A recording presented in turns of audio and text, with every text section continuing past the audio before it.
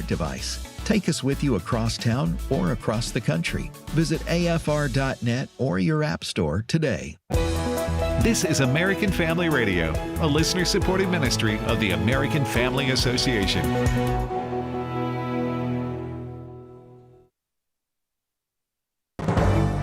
American Family News, I'm Rusty Pugh. A manhunt is underway following the shooting of conservative commentator Charlie Kirk, who was killed during an event at a college in Utah yesterday. 2 people were initially arrested as persons of interest, but were eventually released after questioning by authorities. Utah Department of Public Safety Commissioner Bo Mason providing an update in Orem, saying they were able to track the movements of the suspect after the shooting. After the shooting, we were able to track his movements as he moved to the other side of the building, jumped off of the building, and fled off of the campus and into a neighborhood. FBI Salt Lake City Special Agent in Charge Robert Bowles says they have recovered what they believe to be the weapon used in the shooting. This morning I can tell you that we have recovered what we believe is the weapon that was used in yesterday's shooting. It is a high-powered bolt-action rifle. The country is mourning the loss of the 31-year-old who single-handedly led a revolution in youth involvement in the culture. Fox News host Kayleigh McEnany says Charlie Kirk gave hope to millions and millions and millions of young men and women.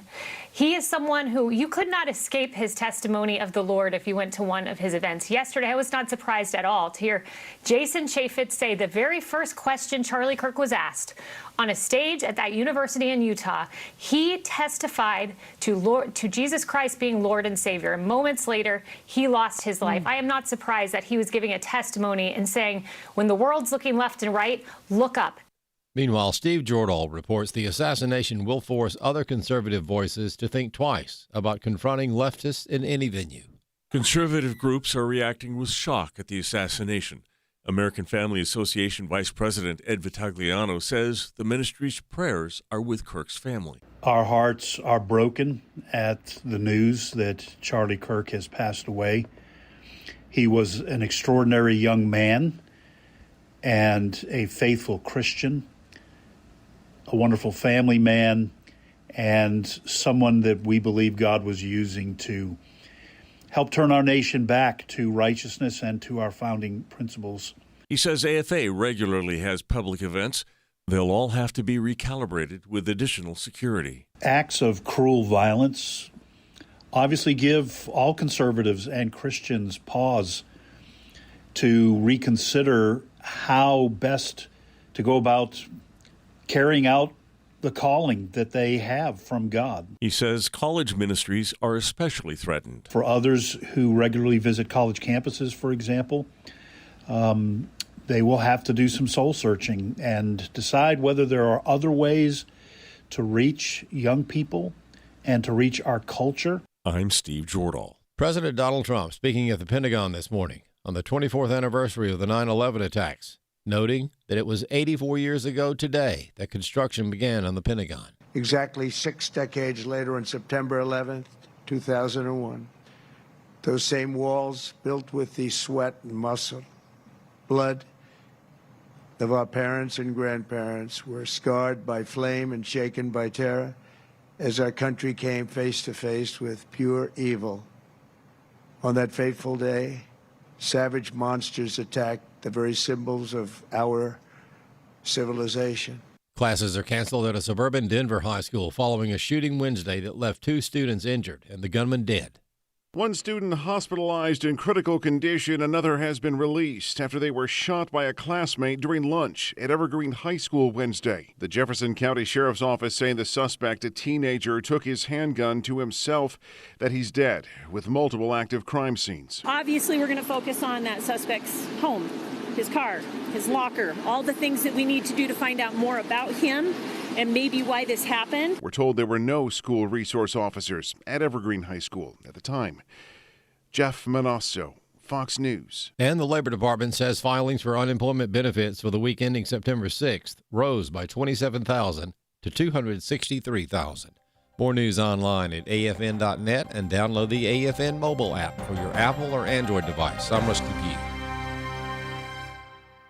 As we watch world events unfold and fulfill Scripture, It's hard to believe anyone could doubt God and His Word are real, and yet there are so many who either question or completely refuse to believe it. The God Who Speaks is a 90-minute documentary that hits the doubt head-on with evidence that proves God is real and His Word is the ultimate authority. Watch it anytime and invite others to watch with you. Just visit stream.afa.net. That's stream.afa.net. Welcome to Today's Issues, offering a Christian response to the issues of the day. Here's your host, Tim Wildmon, President of the American Family Association.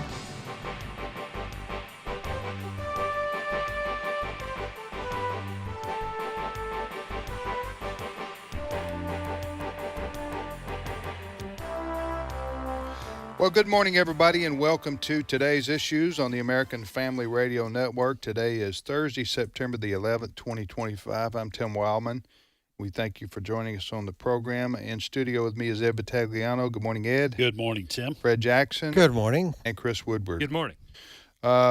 Very, very sad day for all of us here at American Family Association, American Family Radio, after what happened yesterday with our friend, not my personal friend, but the friend of our movement, and a close personal friend of many of the people that we know here at American Family Radio. Charlie Kirk was assassinated in Utah yesterday, as everyone knows by now, and he was a prominent leader in the movement to reach especially millennials and college-age kids with the truth of the gospel of Christ, and also what's great about America.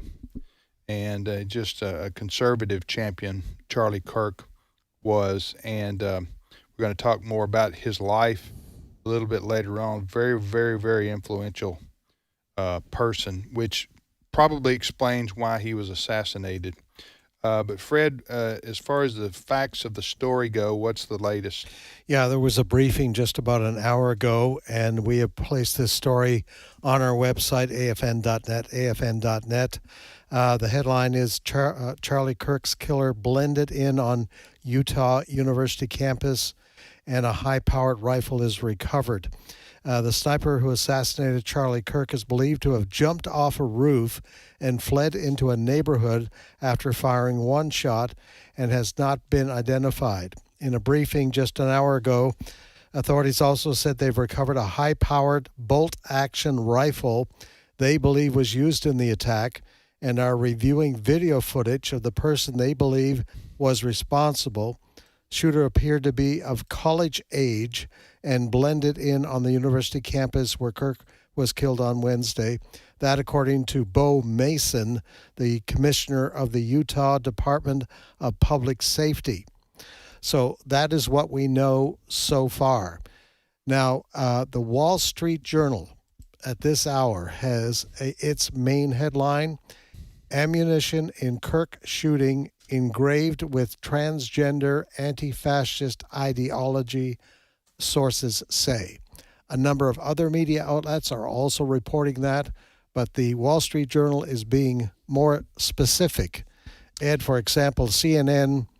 Yes, CNN has this headline, Federal officials probe rifle and ammo scrawled with cultural phrases. Yeah. So they weren't going into detail. And in the body of the story, they also do not go into detail as to the nature of what was scrawled on the ammunition, instead saying it's not yet clear if they point to a motivation in the attack. Yeah. So it's maybe CNN is, I want to be fair here, maybe they feel like they need to do their due diligence, get the facts, but the Wall Street Journal and other sources have made public the fact that, according to sources, the ammunition was scrawled with either pro-trans or words against what they call the anti-trans message and anti-fascist message. So anyway, that's goes to what you were talking about in terms of the Wall Street Journal. That's what we know at this hour. Yeah. All right, so this is. I watched the video yesterday. It happened what time? About. I think it was around noon Utah time. Yeah. Early afternoon for us. So, Chris, the video I saw, which a lot of people have seen now, I mean, everybody had their cell phone there at the event, and then the news media. It looked like something out of a horror movie. Yeah. Oh, yeah. It's like, you're like, this really didn't happen, did it? This is an AI-generated photograph. Well, a lot of us thought it might have been the initial videos that were being sent around. Lots of people were saying, is this AI generated? Right. But then, as it turned out, it was not. And that's one of the things that newsrooms, including ours, are going to have to deal with going forward. The longer the Lord tarries, the more we're going to have to wonder, is this even real? And there was a lot of misinformation yesterday in the immediate hours following that. But to Tim's point here, there's video, there's pictures out there, there's even images. I shared this a moment ago. It's the Independent's version of the Wall Street Journal story that these guys mentioned.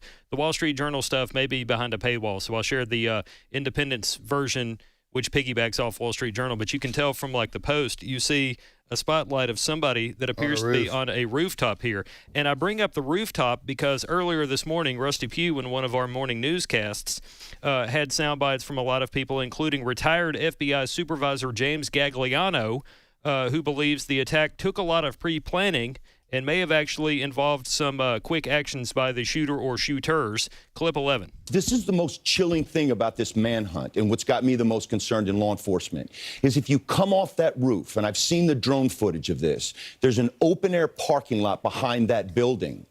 It's spitting distance from I-15. I-15 is a major artery, a major thoroughfare there.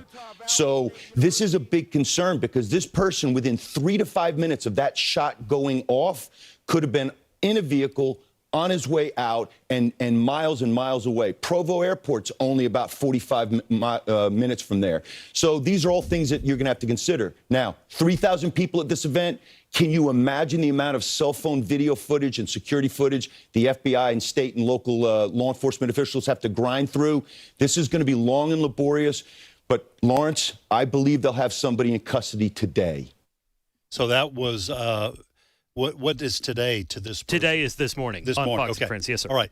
So we were talking about this before the show.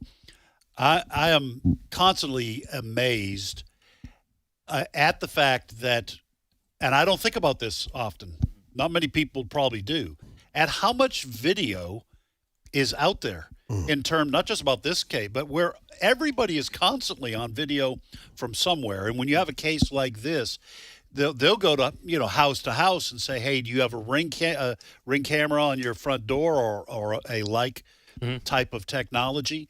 And oftentimes they can get that kind of video footage. You have footage in stores. You have footage at red lights. A lot of times there are cameras to track accidents. There's just footage everywhere. And if this was not a quote-unquote professional, then probably he, I guess technically we should say she, but usually these are males, that he may not have taken care to guard his appearance as he walked to the building. So this may be why law enforcement, Fred, I think we've read stories. We're trying to be careful here and make sure that it's something that is valid, that they have images. What they are saying, they think they have this person on camera. Yes, coming in to the area. Also, CNN reporting this hour that they found a screwdriver near the weapon they believe was used in this. And the speculation is this guy entered the area with the gun disassembled. So, for obvious reasons, he put it together inside the venue and then dropped it as he left. Right. Whether deliberately or he was running If past. it's a he, but it almost always is. Yes, right? it is. And we also have reports that the rifle was found among some trees in a blanket or a towel or something. Is that what you're hearing? I have not seen that. Okay. Yeah. We also have a clip from a guy named Jonathan Gilliam. You would probably recognize him. people might know his name here, but you'd recognize him from Fox and Newsmax. He does a lot of TV appearances. Jonathan Gilliam is a retired FBI agent. He was also a Navy SEAL. I think he might have done some stuff with the Secret Service. He was on Fox yesterday afternoon talking about campus security, because some people, when things like this happen, go, how in the world does things like this happen with all the security in place today? But as Jonathan Gilliam pointed out, just because there is campus security doesn't mean it's totally secure, and that goes for a number of events. Clip 12. College campuses are notoriously bad for having little to no security, and they don't want to participate. And so this is something that's an issue. And for an outdoor event like this, it is a very dangerous circumstance for people who are influencers and who speak out and can sometimes anger the left. This is not presidential security. So Charlie had his security detail, but there's only so much they can do to secure the college because they're not authorities. Now, it was interesting, I thought, when he said this is not presidential security, because even President Trump himself had shots taken at him. Because he was a candidate at the time. Well, speakers like this in the future, if they're going to do, especially going to do outdoor events, you're going to have bulletproof. What do you call it? Glass. The glass in front of you, like President Trump does now. Yeah. Because Charlie Kirk yesterday was in the open air. You wouldn't think, you'd think in America this, and especially in Utah. Right. Utah is probably one of the safest places in America, I would guess, crime-wise. But this wasn't a typical, garden variety, so to speak, crime. This was an assassination, so didn't really matter where it could have happened anywhere. Right. But so this person who shot and killed Charlie Kirk, took aim from the building top, and I'm kind of surprised that nobody saw him on top of the building, but I guess those stories will come out later.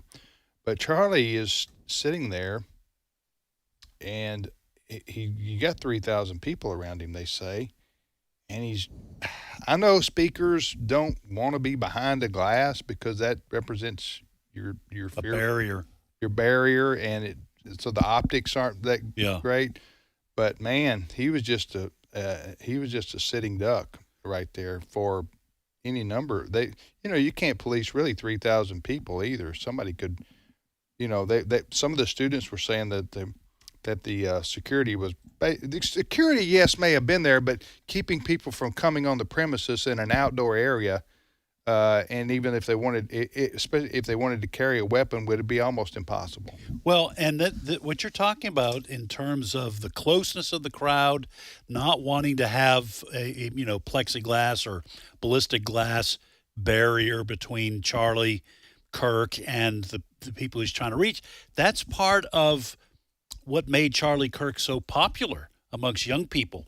Is here's this really well-known, very articulate, friendly, engaging speaker who allows young people coming very close. I remember seeing lots of videos of him sitting under that awning and at the table and people being fairly close to him. So to put that kind of barrier kind of lessens that, and it kind of goes to the fact that Charlie Kirk was so impactful on this age group and younger.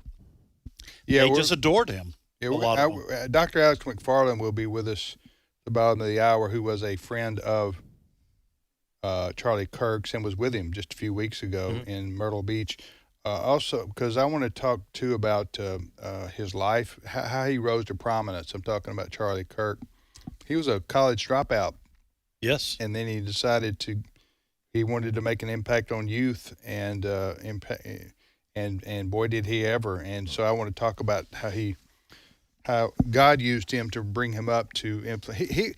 As the election goes, the presidential election goes, Charlie Kirk's influence would have been enormous on the election of President Trump, I think. Right. Don't you? Absolutely. Yeah. Experts say that is true, and statistically it may be a little more difficult to prove it, but the turn for a lot, especially young men, towards conservative values and President Trump in 2024, you have to look at Charlie Kirk as the most visible person reaching that age group. So, like I said, it may be hard to statistically prove that it's Charlie, but he certainly played a huge role in that, I would think, is undeniable. You're listening to Today's Issues. That's the name of this program on the American Family Radio Network. Thanks for joining us. I'm Tim with Ed, Fred, and Chris, and we're talking about the death of Charlie Kirk, who was assassinated yesterday in Utah. Yes. You know, it's amazing. Charlie Kirk was a figure known around the world. Prime Minister Netanyahu of Israel is being interviewed right now on Fox, but the Israeli Foreign Ministry just put out a statement saying what a great friend he was of the Israeli people and a defender of Judeo-Christian values. So he is being honored around the world today, 31 years old. Yeah. Right. You know, when this happened yesterday, of course, we all think about what the possible motive would be to assassinate somebody. And, of course, you're irresponsible to assign motives to somebody who's right now still on the run when you don't know for sure. Although, because that's what the lefties do. Remember the guy who went into the building to try to kill some people at the NFL office? Right. And he killed, remember that in New York City? When was that, 3 or 4 weeks ago, a month ago or so? It was fairly recently. In this news cycle, it feels like 6 months ago. I'll look up the date. It was about a month ago. And anyway, MSNBC showed a video of him and said he may be a white guy when he's clearly not a white guy. But what I'm saying is the lefties and the left-wing media are just so eager, so hoping that anybody who commits an atrocity like this is a white male. By the way, I was looking at BBC coverage. We do have 4 news feeds in our studio.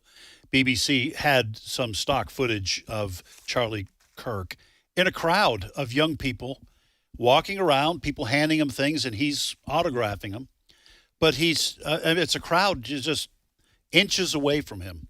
So this is an individual, Charlie Kirk, who loved people, loved being around people, and enjoyed being up close and personal with them. Yeah. Which, as we've kind of talked about around the building here, and I'm sure we'll get to this subject, but other people who go to college campuses or speak out in public are now perhaps going to have to reconfigure how they do that to prevent something like this from happening to them. But back to so I began to speculate to myself what would be a motive for this, and one of the first things that popped in my mind was his support for Israel.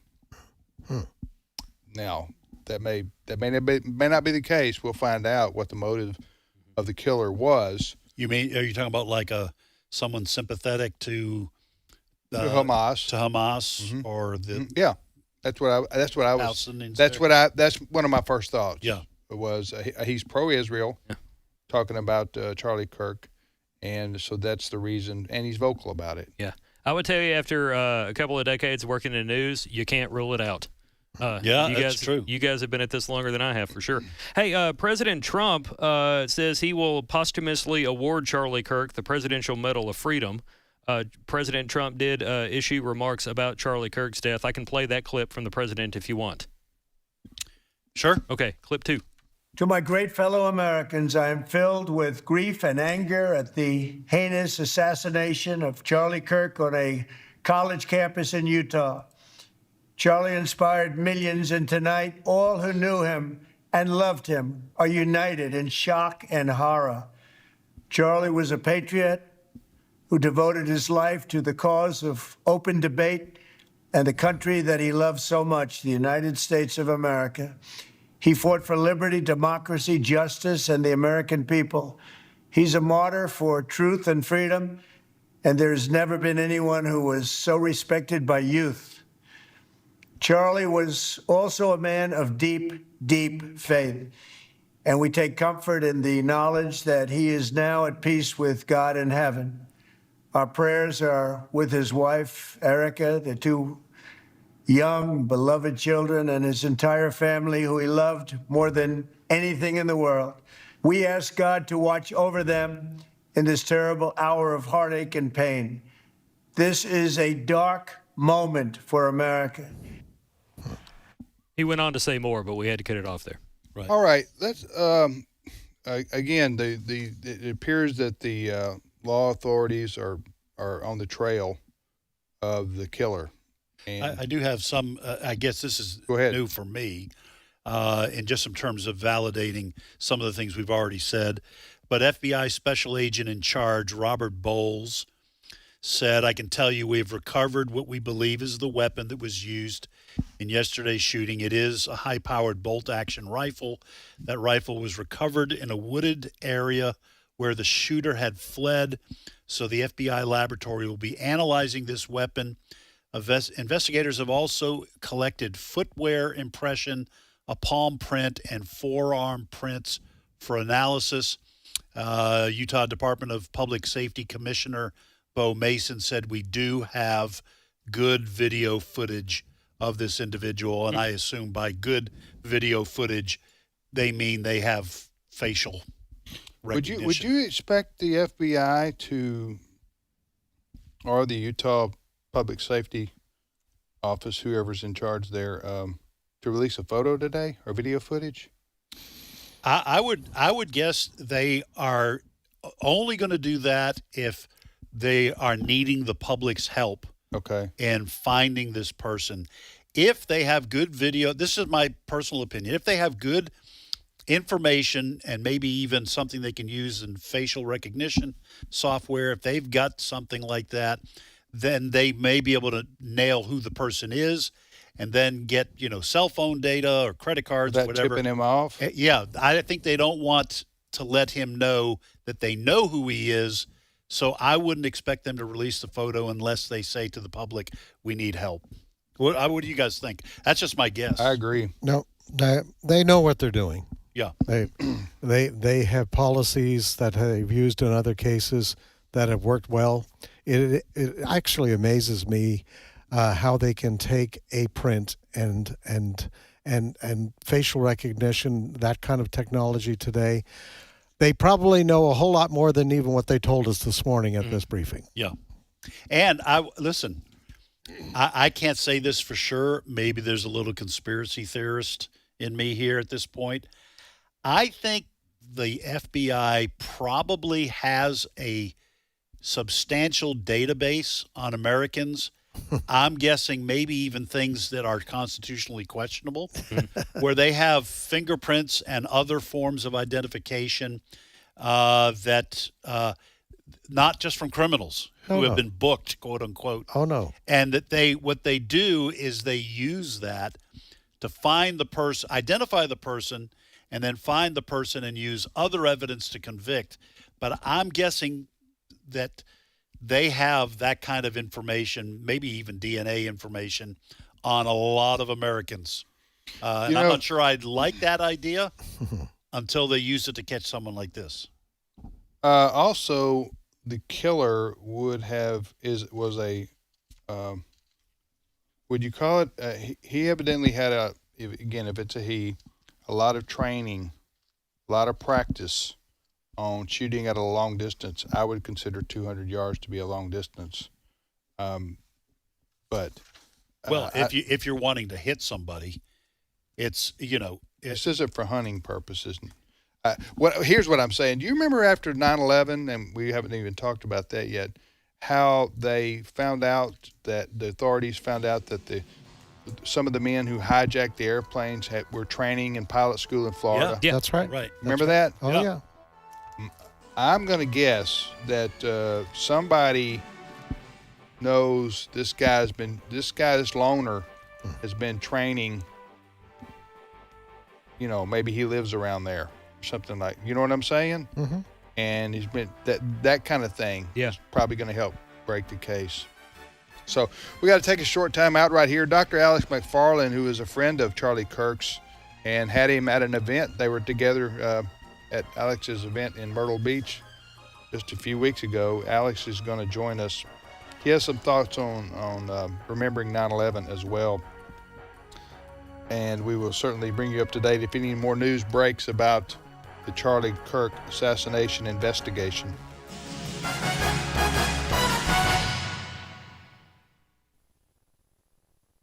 It's my turn. Here is your host for My Turn, Don Wildmon. It's a funny age in which you and I are living. We have more now than any people in the history of mankind. We earn the highest wages, eat more of the best food, wear more of the finest clothes, live better in well-constructed houses, travel farther by faster and more comfortable means, retire earlier, and live longer. All this, and we are, in some respects, the most miserable people ever. The American Chemical Society says that normal Americans use millions and millions of dollars worth of tranquilizers every year. And listen to this, about 1 out of 12 Americans take tranquilizers regularly. But take heart, tranquilizer takers. There are some 50 varieties to choose from, and you can have your choice. Dr. Herbert Ratner says that America is the most over-medicated, over-operated, over-inoculated, and yet the most anxiety-ridden country in all the world. We suffer most from so-called diseases of civilization, including neurosis, high blood pressure, ulcers, anybody have one? And heart disease. And here's a figure that is appalling to any sensible person. Suicide is the second cause of all deaths between the ages of 15 and 25. In the years in which life is supposed to be the greatest, suicide ranks second in the taking of lives. The trouble is, according to Dr. Ratner, we look upon mental and physical health as a commodity that can be bought in the supermarket. We have been increasingly a paying animal, whereas we have become decreasingly a praying animal, as if spiritual truth were unrelated to total health. That's what Dr. Ratner said. The secret here, you see, is that being sound physically and mentally doesn't complete the person. It will any other animal, but not man. Man has about him a spiritual side which is ever more important than the physical or mental. Whether we are willing to admit it or not, mind and body and spirit affect each other for good or ill. The man of Galilee had a word to say here. Seek first his kingdom, he said, and his righteousness, and all these things. He knew only too well that happiness comes from wholeness. This may well be one interpretation of the Beatitudes. Blessed are they, he said. And here he's saying that the happy people are those who relate themselves, to others, to their world, and to the Creator in the way he intended for them to do when he made them. It's a funny thing indeed that those who are seeking desperately for happiness never find it. And those who are too busy doing something worthwhile to seek happiness, they're the most happy. It is true, then, that the deep wisdom which the carpenter of Nazareth taught man nearly 2,000 years ago still rings true today. Many who have failed to find comfort in tranquilizers have come to find the truth in that statement. So give the statement a try in your life today. Seek first his kingdom and his righteousness, and all these things shall be yours as well. You know, I think you'll be mighty glad you did. This has been My Turn with Don Wildmon, a production of the American Family Association. However, as it is written, what no eye has seen, what no ear has heard, and what no human mind has conceived, the things God has prepared for those who love him. 1 Corinthians 2:9. American Family Radio. This is Today's Issues. Email your comments to comments@afr.net. Past broadcasts of Today's Issues are available for listening and viewing in the archive at afr.net. Now, back to more of Today's Issues.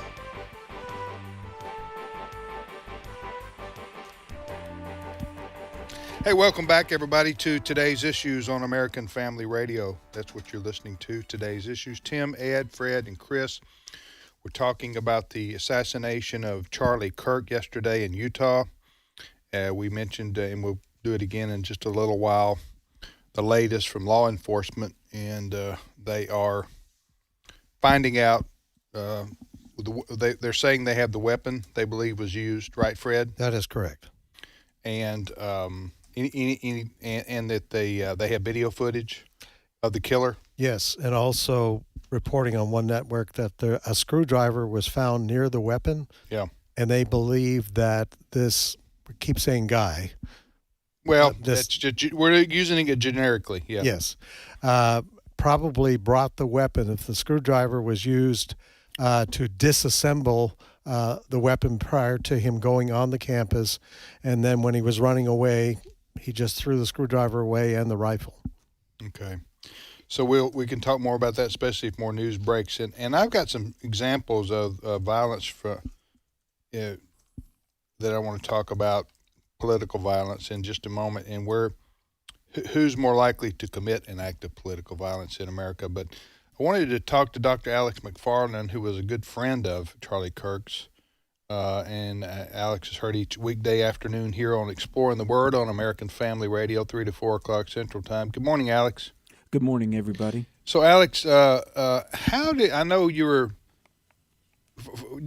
Charlie Kirk rise to prominence? What's it? Can you give us a brief history of his story? Because he's only 31, right? I know, and he did more in 31 years than I think most of us could do. Oh, yeah. Triple that. Well, the hand of God was on his life. I mean, really, there's no other explanation. The way that he got so much accomplished and so quickly, the Lord was with him. And I know from many personal conversations, and we shared the stage on 4 different occasions, but backstage, and it was my joy to pray over him. October 30th of last year, he was in an event in Colorado, and we were backstage, and he was about to go out in front of about 3,500 people, and we were talking about our wives and talking about the Lord, and he said, "Would you pray for me?" And so I prayed before he went out to speak. And the thing about Charlie Kirk, I mean, he was a patriot. He loved America. He had a labyrinthine knowledge of America, the Constitution, and history, but he loved the Lord Jesus Christ. And Tim, when we had him not even 3 weeks ago, he said, and this is pretty much a quote, he said, "Politics is boring. The most important thing in life is Jesus." And he said, I talk about politics because we need to right now, but he said, I just want to say, and he said this to 2,000 people in Myrtle Beach, he said, if you haven't accepted Jesus, that's what life is all about. Forget politics for a moment. Please give your heart to Jesus. And wow, that's, I mean, there's 100 things we could say about Charlie Kirk, but that man was a disciple of Jesus Christ, and he is with him now.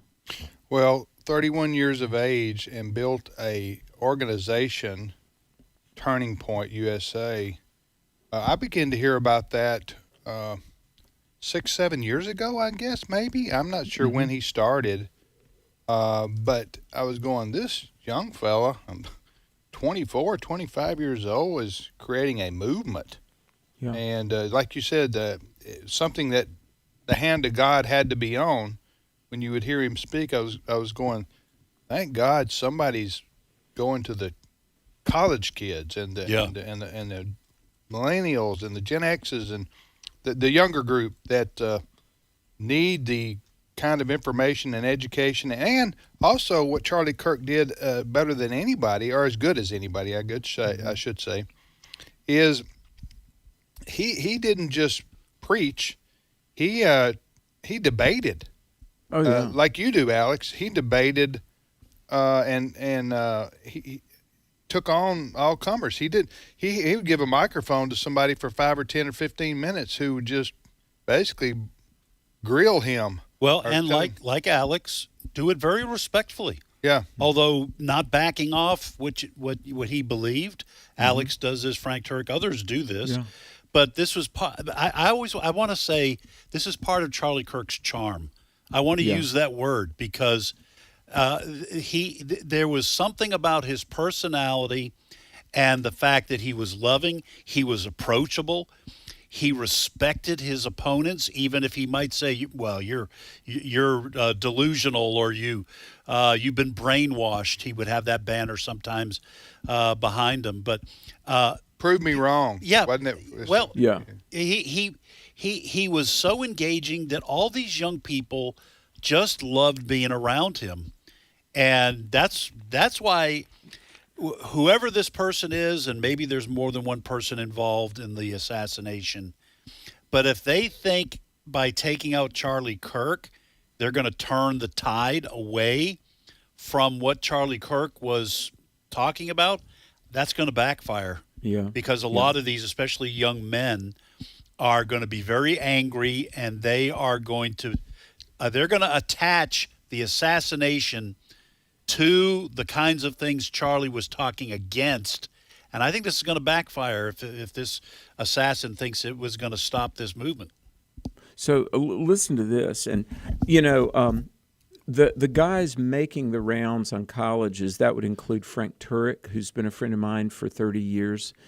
Myself, I've spoken at about 200 college campuses. I think Charlie has spoken at like 850 colleges. And Dinesh D'Souza does the college circuit. And, you know, in a way it could have been any of us, I mean, really, because, listen, I was at the University of Toronto in Canada a couple of years ago, and I remember I had probably 2,000 students giving me the middle finger and screaming at me. Not that, you know, but here's the thing. The hand of God was on Charlie, and 3 weeks ago, we were backstage, and I said, how many students are in the TPUSA chapters? And he said, I'm going to say the low number, maybe 450,000, but he said it may be as many as 650,000. And here's the thing, only the Lord can do that. I do believe Charlie, I mean, he was brilliant, he was godly, he was thoroughly biblical, but with good humor. I mean, he had such an endearing, smiling countenance about him. But listen, I've never had numbers like that, and we've tried and to a degree have mobilized lots of teens to get saved and defend the faith. But I believe it was a miracle of God what Charlie did with Turning Point USA. I truly think that Trump winning in 24, Charlie and his constituency played a huge role in that, especially first-time voters and young voters who went to the polls and voted conservatively. And so, you know, for God and country, I mean, this man was the real deal, for real. We'll find out who killed Charlie Kirk when, you know, the FBI and others are hot on a trail of this individual, it sounds like. But, you know, you start speculating about what the motivation would be to assassinate somebody. That would have to be some really dark, deep hatred for an individual or the cause he represents, or both. But listen, I just jotted down a few cases of political violence that we've seen in the last 5 to 10 years. Of course, we had the GOP baseball field. That was 2017, was it? Yeah, the man went on the baseball field where the Republican congressmen were practicing for the annual congressional baseball game, and just started shooting. Well, he asked somebody, which ones are the Republicans? Yeah. 2017. And I want to say he read the Southern Poverty Law Center. No, he was a donor to Bernie Sanders, they found out. Remember that? Mm-hmm. And he had some connection to reading SPLC materials too, as well, if I remember correctly about that. I could be wrong on that one, although the SPLC was cited later. So you got that. Then you had the Family Research Council case where, remember our friends there? Yeah. The man went in and intended to assassinate or murder all the people at the FRC, Tony Perkins and all those.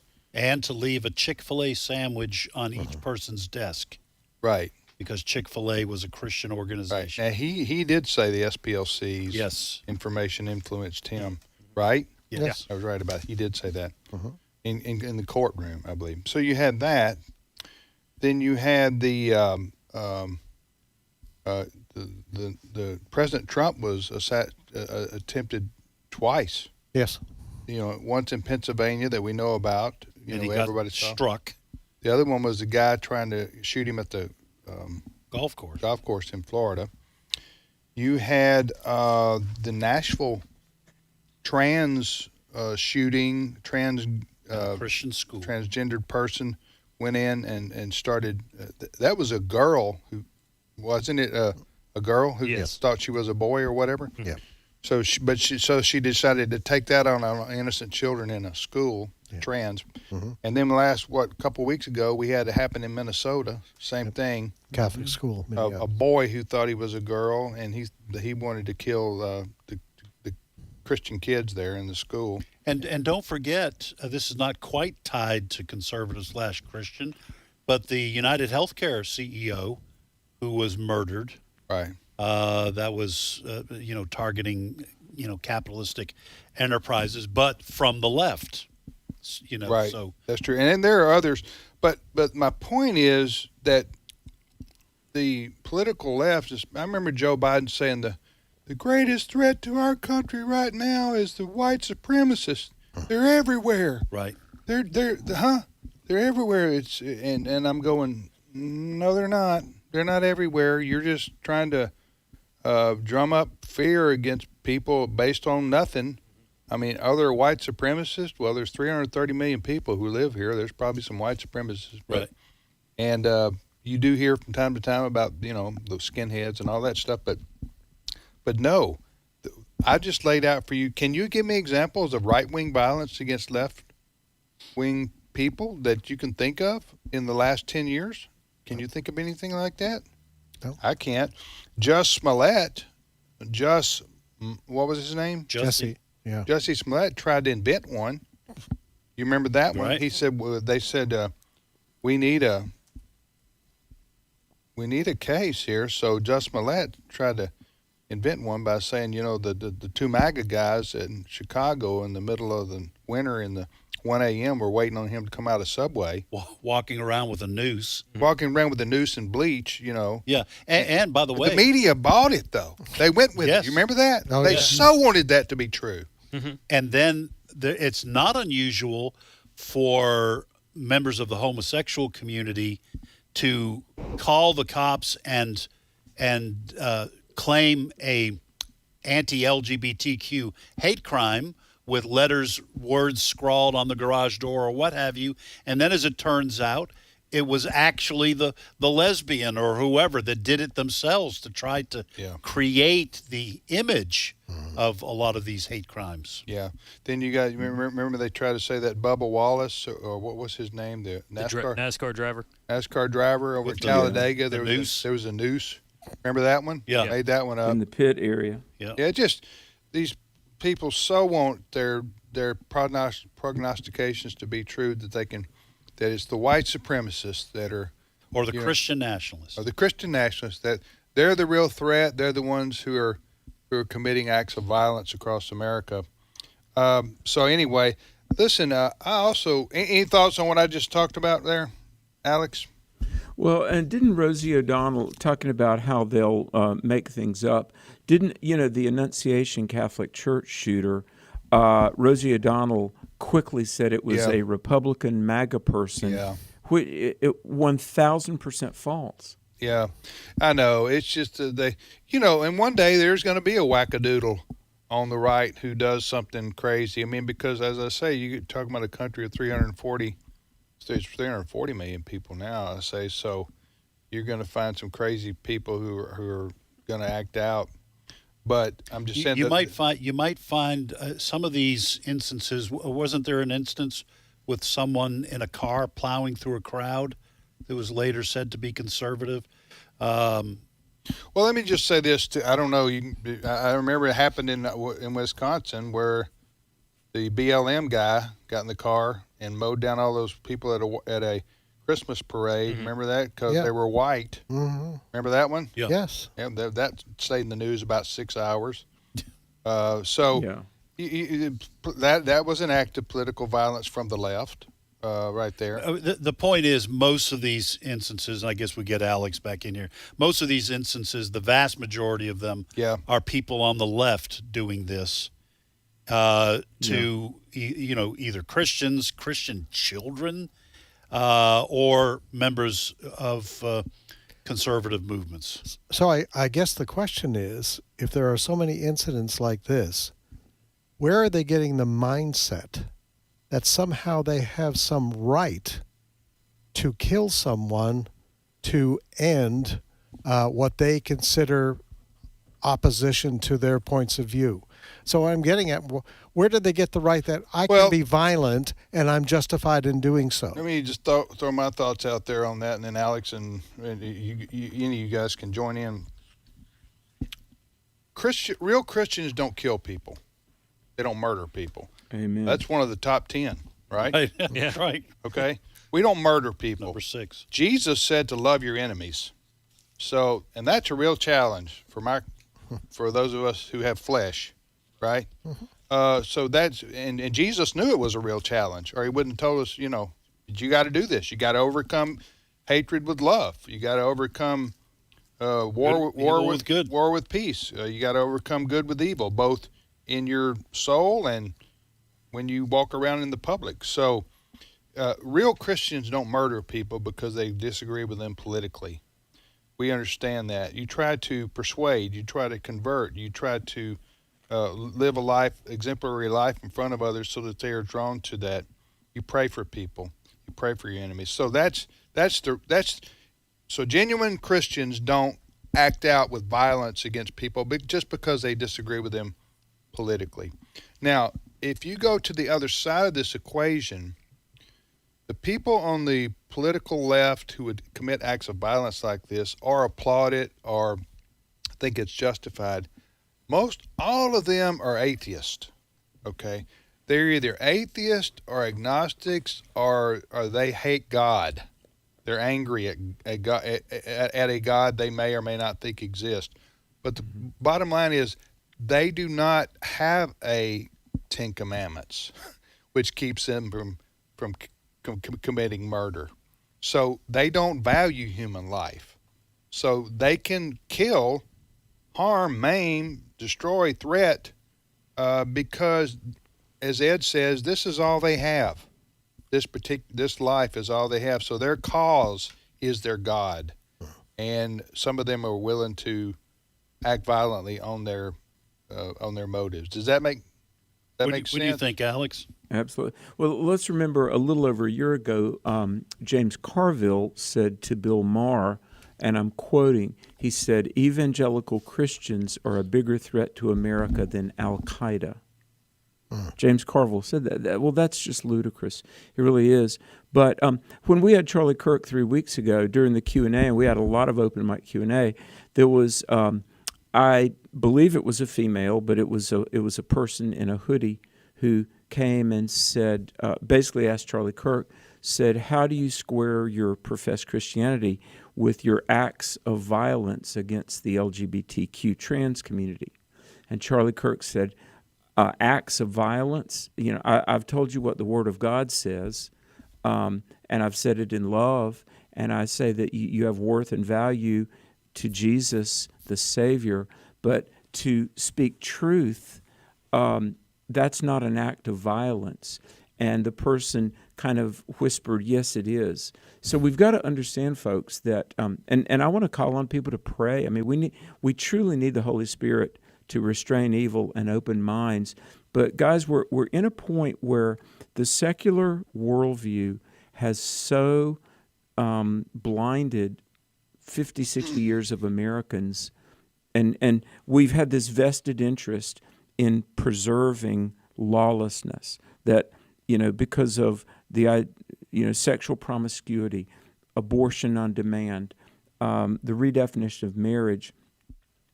The challenge is there are many people who are so wedded to the idea that there is no binding authority or moral law. That when we, like Charlie Kirk and all of us at AFA, when we come along and lovingly but decisively, we tell people, no, there is objective moral truth. We're all accountable to God.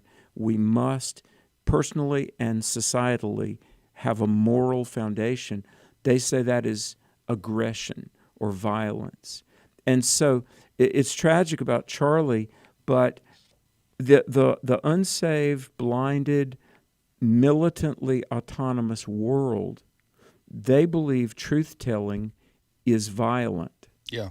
And secular education and pundits have coached them to believe that.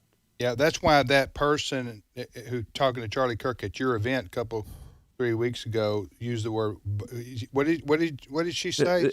They said, "Why do you feel like it's okay to have violence against LBG?" So words where you're saying somebody is not living according to God's word, in their interpretation, those are words of violence. Yeah, and to say, I got you. I love you, you matter, right. But a man is not a woman. Right. Those are words of violence. Anything less than total affirmation. This is probably what happened. That's what happened in Nashville, right? Yeah. At the Christian school. That's what happened in Minnesota last couple weeks ago. And so, by the way, we got a threat our own about 5 years ago, right, Ed? That's right. A death threat. And 2 death threats issued on Facebook against us, promising to come up here and kill everybody. Man from Florida. And we reported this man. individual to Facebook, and Facebook said it didn't violate their community standards. What? No, really, that's what they said. That's what they said. They said it when we appealed it, and they said, again, this does not violate our community standards. Now, the fact was the FBI thought it violated some standards because this young man was arrested, prosecuted, and sent to prison. So Facebook said it didn't violate their standards, but the FBI sure did. Riley Gaines, I saw her last night. Mm-hmm. We all know who I'm talking about. Yeah. Riley Gaines. Bless her.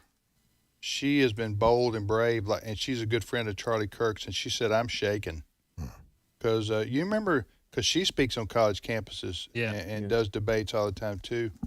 And they said, she said that. Remember when she was trapped out in San Francisco State University? Okay, and they were chasing her, physically chasing her, and she had to go into a safe room and stay there. She got punched. Yeah, at Berkeley. She told me this. She and I were backstage at an event 2 years ago, and yes, a man punched her in the face at Berkeley. That was actually at a Turning Point USA event. Okay, well, there you go. Charlie Kirk's event. And guys, let me say this just for what it's worth.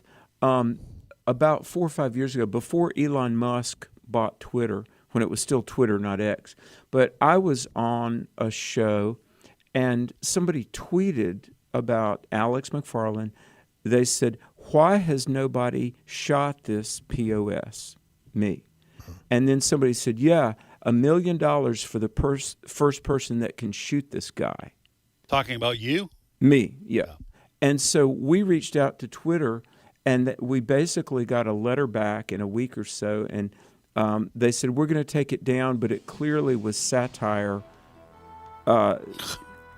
And could you imagine if a conservative had said something like that about a liberal? Thank goodness Elon Musk bought Twitter. Yeah. Right. And it became X, because otherwise you'd still be getting that type of thing. Well, we got some new pictures have been released, right, Fred? That's what MSNBC is reporting. Okay, we'll talk more about that. Thank you, Alex. Appreciate it, my friend. God bless. That's Dr. Alex McFarland. Chris, thank you for your news and information. And Ed, Fred, and I shall return with Steve Paisley Jordahl in 5 minutes. Stay with us.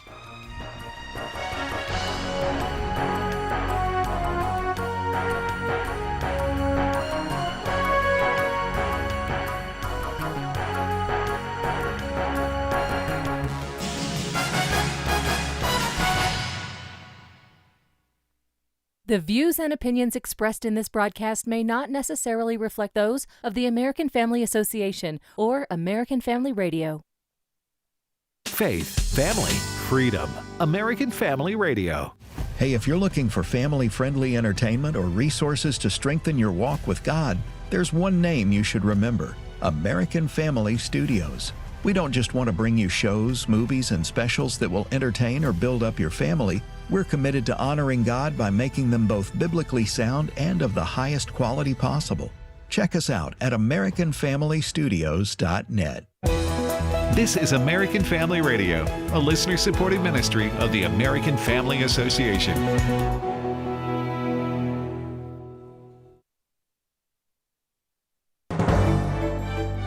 American Family News, I'm Rusty Pugh.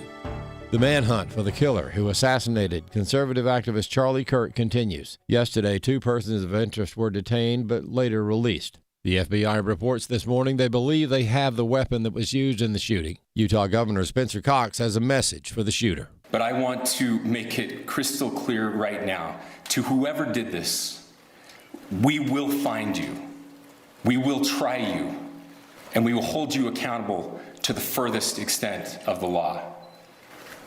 And we still have the death penalty here in the state of Utah. Charlie Kirk is being mourned not only here in the U.S., but around the world.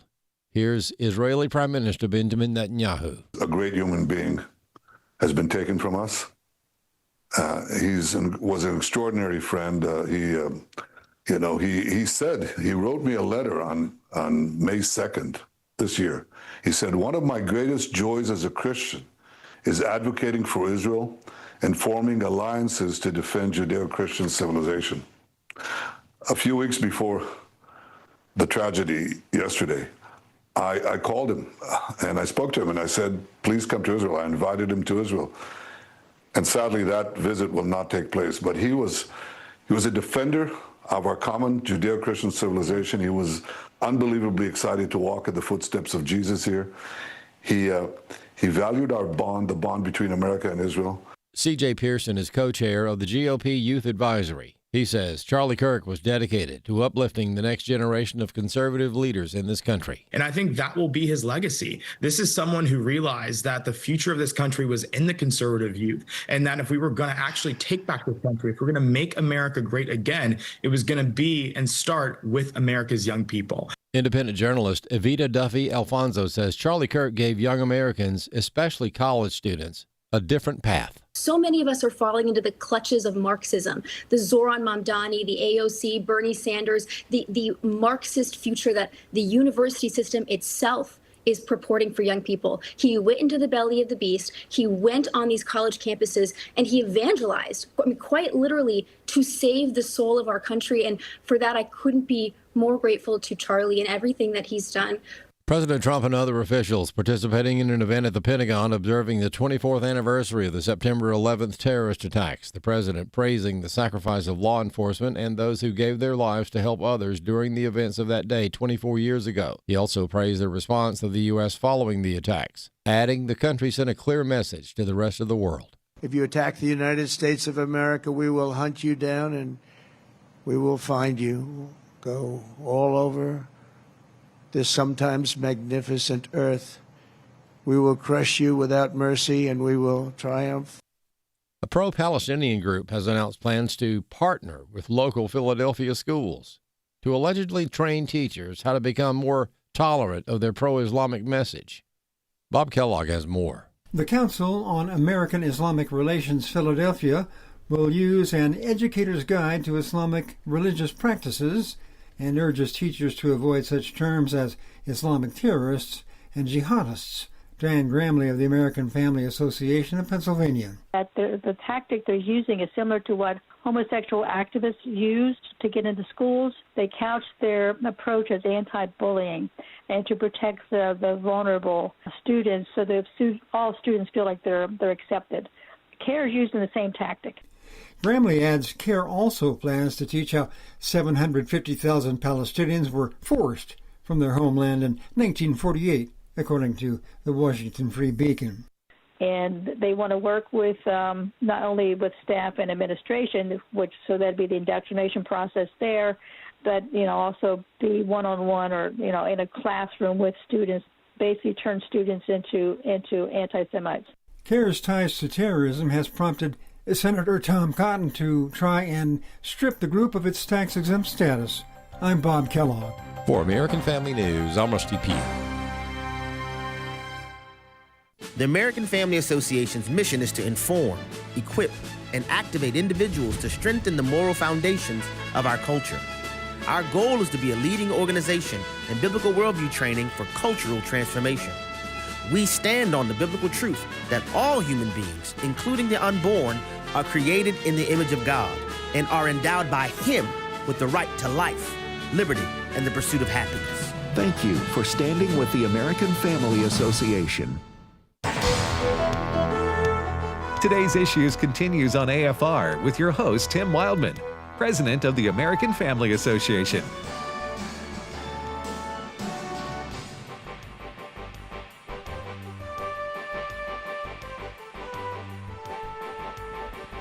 Hey, welcome back, everybody, to today's Issues on the American Family Radio Network. I'm Tim with Ed and Fred, and now Steve Paisley Jordahl joins us. Good morning, Steve. Good morning, everybody. What's the latest, Steve? They have apparently they've released a picture of the suspect. The FBI said this morning that they were going to hold that tight to their vest and try to use facial recognition. That was at the FBI briefing this morning in Utah, and they said they would release it if they didn't, if that didn't get a hit. And they've released it, so apparently they're looking for help to find this guy. He does look like he's a young guy. He's wearing a shirt that we can't quite tell. It's a black shirt with a white logo on it that looks like it has part of an American flag and perhaps a gun. I'm not sure. So anyway, yeah, I think the manhunt is on, and if this is the guy, I think they're a lot closer to finding him than they were yesterday. This is the cameras are everywhere. Yeah. Situation that Ed was talking about today in today's world, especially out in the public. There's a camera somewhere, and people's cell phones too. But this guy is the suspect. Is wearing a black long sleeve shirt, sunglasses, ball cap, white fella, probably between the ages of 20 and 24, wouldn't you say something like that? Yeah, young guy, yeah. I'm going to guess they'll know who he is by the end of the day. Mm-hmm. That doesn't mean they'll capture him or, but I'm just saying somebody's going to know who this guy is, especially if he trains with a gun, at a gun range or something like that. But it's Utah. You could probably go out to the desert somewhere and right. Well, that's shoot true. all That's you true. want. That's true. You got a point there. But anyway, I'm just saying. I think by the end of the day, somebody will call in who recognizes him. That's all I'm saying. Mm-hmm. Whether they catch him or not, that's a whole nother story. Well, and from the reports that we've been reading this morning, it seems like the FBI and other law enforcement authorities have a lot of video of this guy going to and from the building. Right. So this he didn't probably think this thing out altogether, did he? Well, if he's the one, he is. And I will say this: this individual, if this is the person, this is a person of interest, according to MSNBC, that has posted the pictures online. Fox News, well, they all do now. BBC, CNN. That this looks like an individual who knew enough to wear the ball cap and the big sunglasses and to wear clothes that would allow him to blend in with the people on the college campus. So now his face he's still being called a person of interest. Yes. Right. Yeah. Not necessarily a suspect. Isn't that a level above a person of interest? They want to talk to him. Yeah. That's what they want. Okay. And where were you? And we need your prints because we have prints on the weapon, that kind of thing. All right, Steve. I wanted to play a couple things that I heard. One that I heard last night that I thought was a really good statement. Ben Shapiro put a special edition out talking about this, and one of the people he talked to was Daily Wire's Reagan Conrad, who has a show on Daily Wire, and she's a young person, kind of comments on culture and such, and she was kind of torn up about this, but she received a message from Charlie's pastor guy named Rob McCoy. He was billed as Charlie's personal pastor, and said that he released this statement for the public, and this is what he said, cut 18. He said, "My friend Charlie Kirk was murdered today by a coward. His life will be remembered for many wonderful things. He built it all with power of the spoken word. He never used violence, but was threatened every day with violence by those who couldn't contend with logic and truth, and now they have done to my friend what evil always does. It takes away life. Charlie did not die, however, but instead he has begun to truly live. His life was secured eternally by his Savior, Jesus Christ. This truth allowed Charlie to face every threat with courage because he didn't fear death. All evil knows is death, and they derive their power from it. Charlie lived for life and will be remembered for this. My heart is broken for his family, his wife Erica, his 2 precious children. Evil has not prevailed, and it will not win." And that was from Rob McCoy. And I think that is just... Yeah. That's, who's Rob McCoy? Rob McCoy was billed by her as the personal pastor of Charlie Kirk. The Kirks. Charlie Kirk's personal pastor. Now, they had a different guy on Fox this morning that was Charlie's pastor. The church might have several pastors, or he might be. The other thing I wanted to play was Benjamin Netanyahu made a statement on Charlie Kirk, and they had interaction just recently, according to Benjamin Netanyahu. This is what Bibi had to say, cut 19. A great human being has been taken from us. Was an extraordinary friend. He said, he wrote me a letter on May 2nd this year. He said, "One of my greatest joys as a Christian is advocating for Israel and forming alliances to defend Judeo-Christian civilization." A few weeks before the tragedy yesterday, I called him and I spoke to him and I said, "Please come to Israel." I invited him to Israel. And sadly, that visit will not take place. But he was a defender of our common Judeo-Christian civilization. He was unbelievably excited to walk in the footsteps of Jesus here. He valued our bond, the bond between America and Israel. That was Benjamin. Wow, what a great praise of Charlie Kirk by Benjamin Netanyahu, the Prime Minister of Israel. Yeah.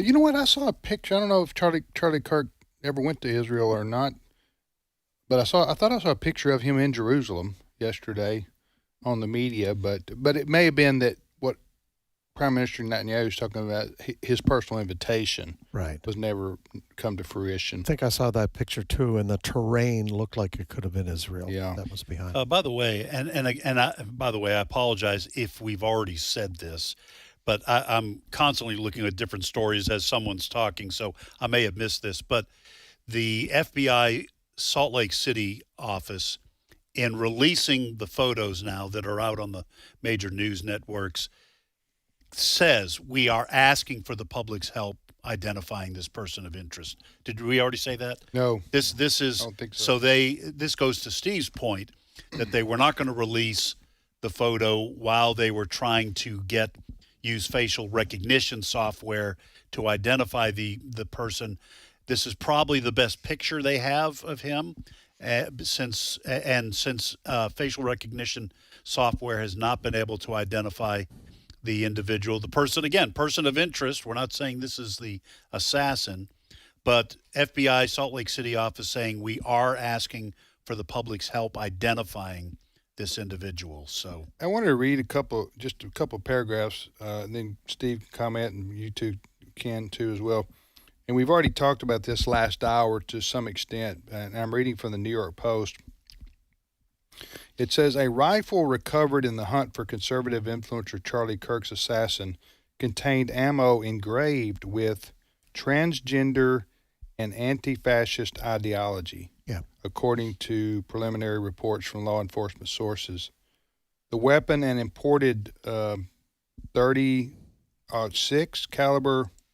Yeah. Help me, I'm not a gun person. In terms Mauser, of, I think. In bolt terms action. of pronunciation, huh? I think that's Mauser. Bolt action rifle, was discovered wrapped in a towel by investigators in a wooded area following the killing of the conservative firebrand, that talking about Charlie Kirk, who was shot while speaking at Utah Valley State. So, if that's true, and having a gun with engravement about transgender and against an anti-fascist ideology, then that's going to also, they're going to use that in factoring in somebody who might be posting on social media the same type things or threats against Charlie Kirk. Maybe. For the person to take time to engrave that on bullets. Right. Oh, is it on bullets? Yes, it says ammunition. Casings, maybe? Ammunition, Kirk shooting engraved with transgender anti-fascist ideology. That tells me the person is filled with hatred. Yes, yes. And Absolutely. wanted to send a message. Yes. They wanted the ammunition to be found with that message on it. So if all of these reports are true, we're now moving towards a motive, a true motive for this. Right. I would think. And would it be a transgendered activist? It would be the same type thing that happened in Minnesota, same type that happened in Nashville, where the transgendered person was motivated by hate for Christians. Yes, that's what you can say. Yes. So the question, one of the questions now is, what has this done to the conservative movement? What has this done to college campuses?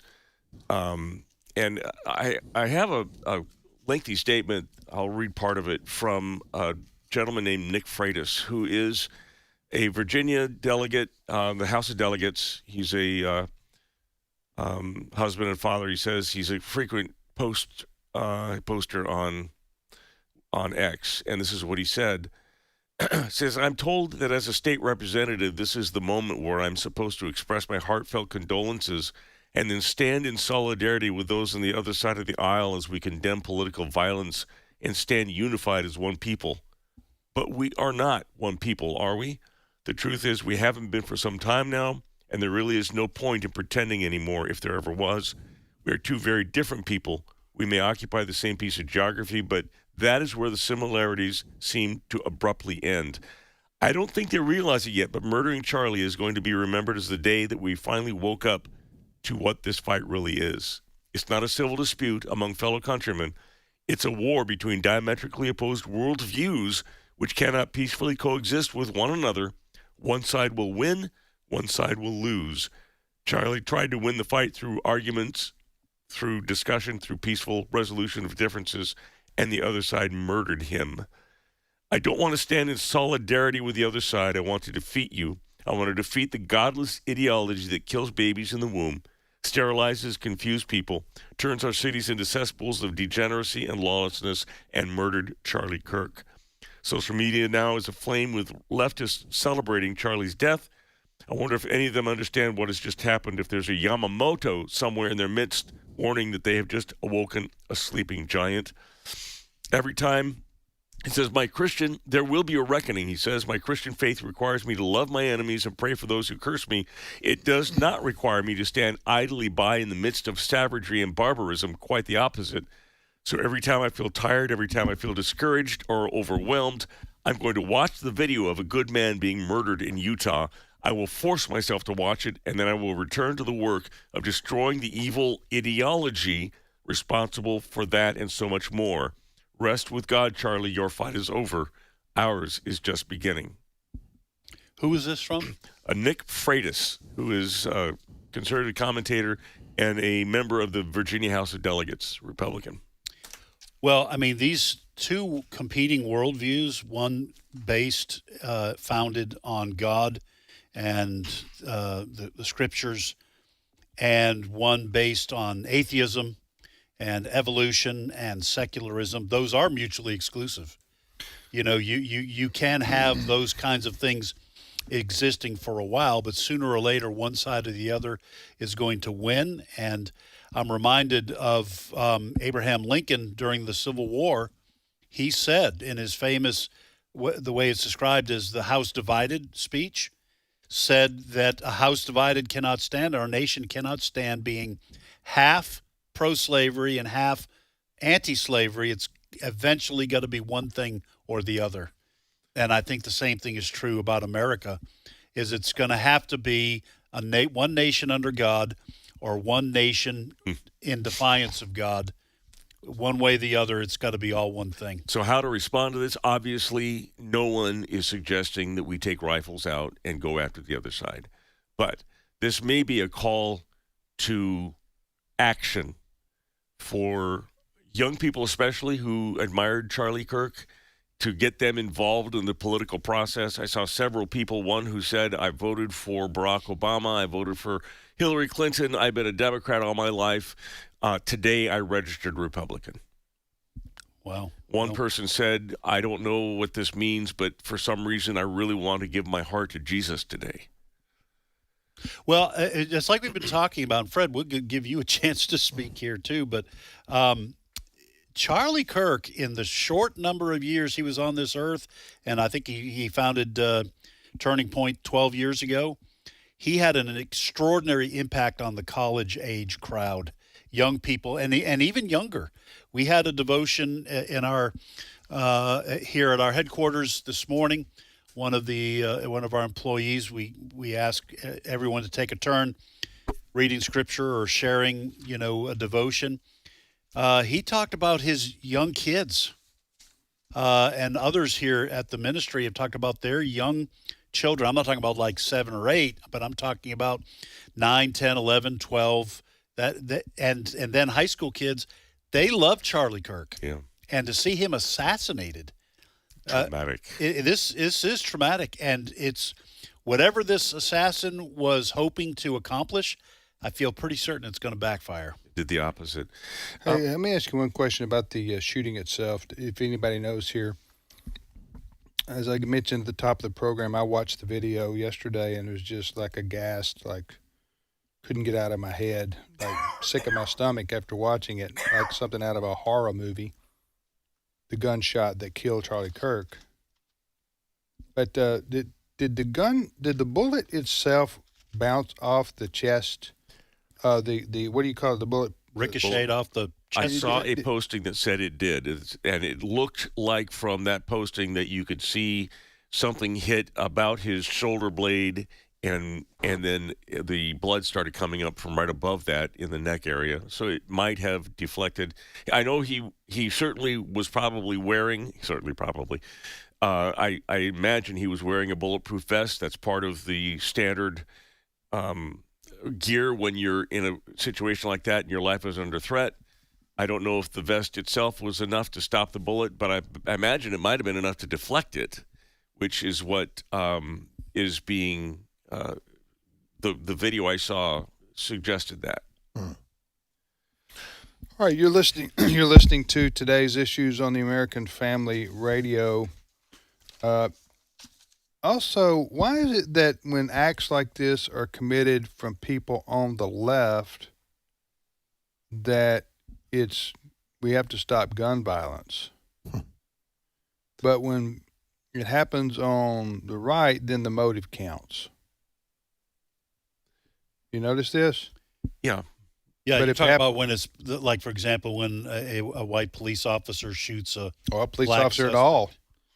If a police officer shoots somebody, the left doesn't say we got to stop gun violence. Right. They say we got to stop the cops from. Right. Huh? Am I right? Yeah. But if a person on the left commits an act of violence, they don't say we got to stop the motive of hate by this person. No.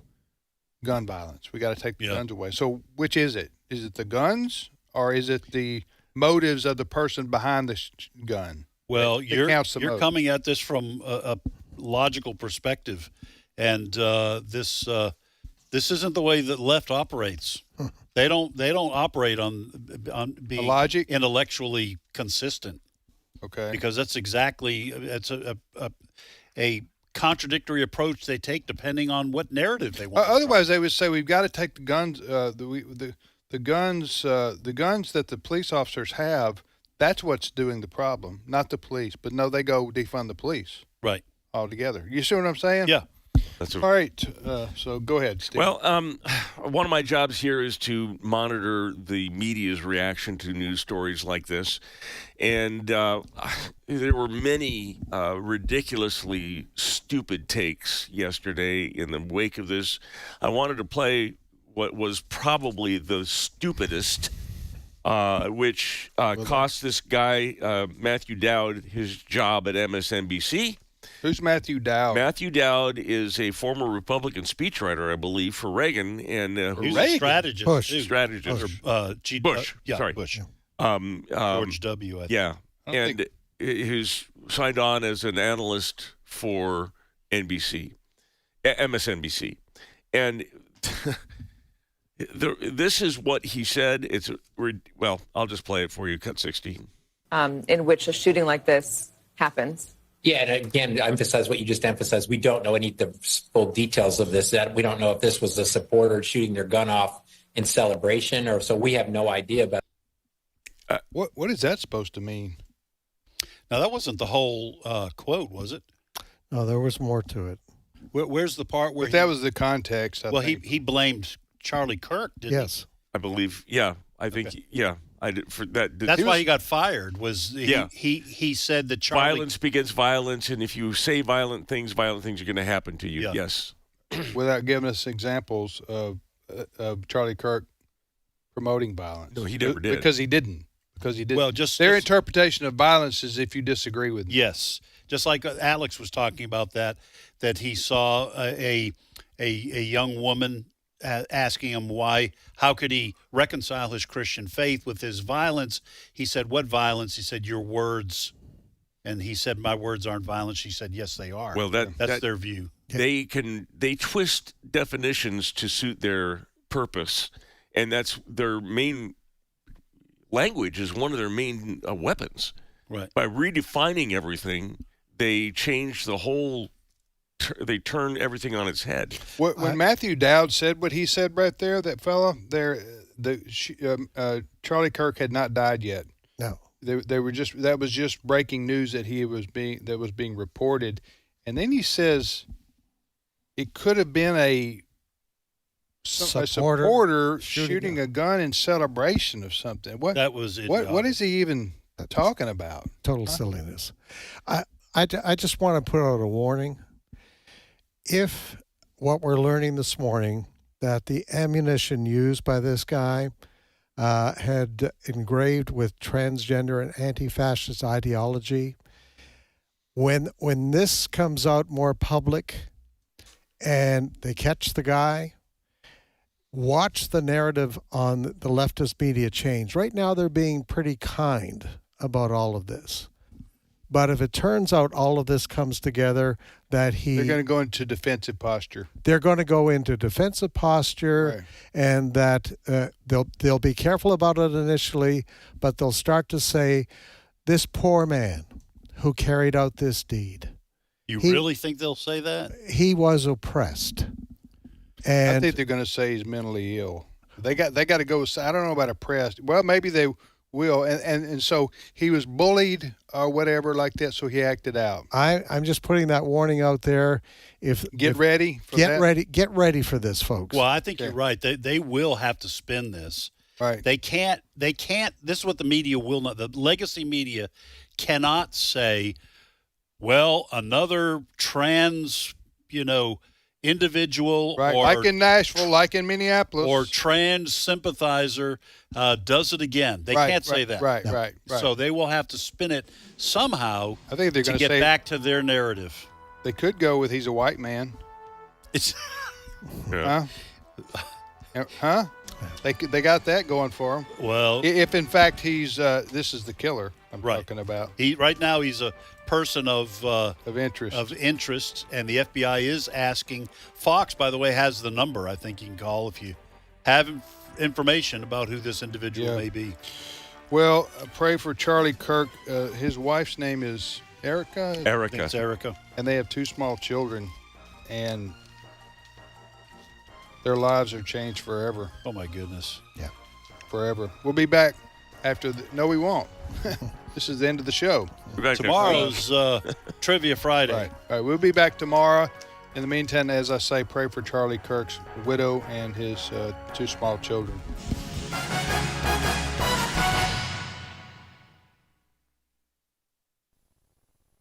Have you ever wanted to take a boat ride on the Sea of Galilee? Raise your hand.